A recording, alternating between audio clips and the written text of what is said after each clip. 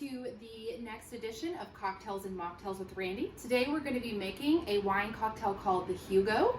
We're going to start with a Prosecco base, add a little bit of elderflower syrup, club soda, and then lime bitters. So today we're going to start with the Bellstar Prosecco, although you can use any Prosecco you have on hand or whatever you prefer. We're going to do 3 ounces of Prosecco, so you go ahead and add that to your glass. I don't really measure, I just eyeball it. I'm pretty good at pouring a glass of wine from my experience in the cafe and at home. And so I'm going to do about 3 ounces of Prosecco. Then I'm going to do a half an ounce of this elderflower syrup. It is very sweet, so I prefer a less sweet profile in my cocktails, so I'm going to do just half an ounce. If you like things a little sweeter, by all means, add a whole ounce, 3/4 of an ounce or an ounce, whatever your preference is. Then you're going to go ahead and add 1 full ounce of club soda. And then you're going to do 2 dashes of lime bitters. This brand is called Fee Brothers 1864, but you can do any lime bitters that you can find in stores. So you're going to do just a couple dashes of lime bitters. And then we're going to add some ice.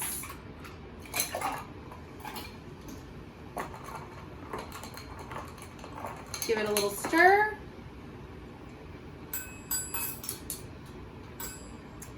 And voila, it's done.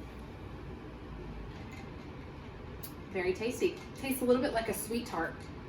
So if you are someone who doesn't prefer to drink alcohol, or you want to have something refreshing in the middle of the workday while you're working from home, you can always substitute the Prosecco for extra club soda or sparkling water. So what you'd want to do is maybe 3 to 4 ounces of club soda, half an ounce to 1 ounce of the elderflower liqueur, and then a couple dashes of the lime bitters. Give it a stir, add some ice, and then you have a mocktail.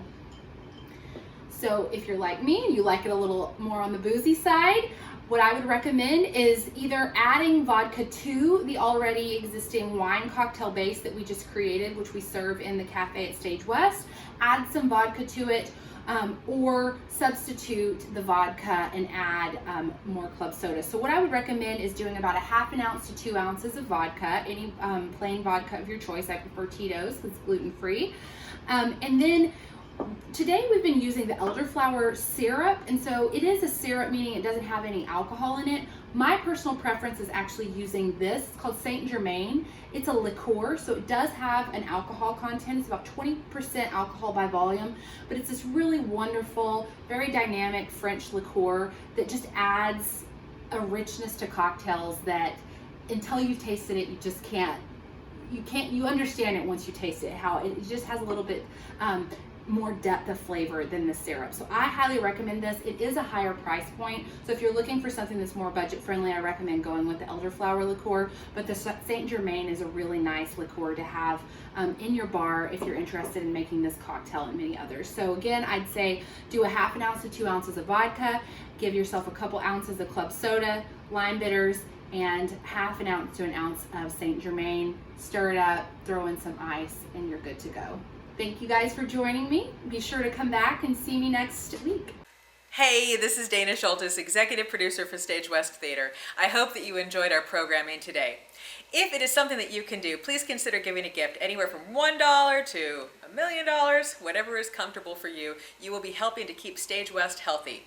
And don't forget, during 2020, all gifts up to $300 are eligible to be deducted from your taxes. So take advantage. Thank you again for joining us. I hope you have a great day.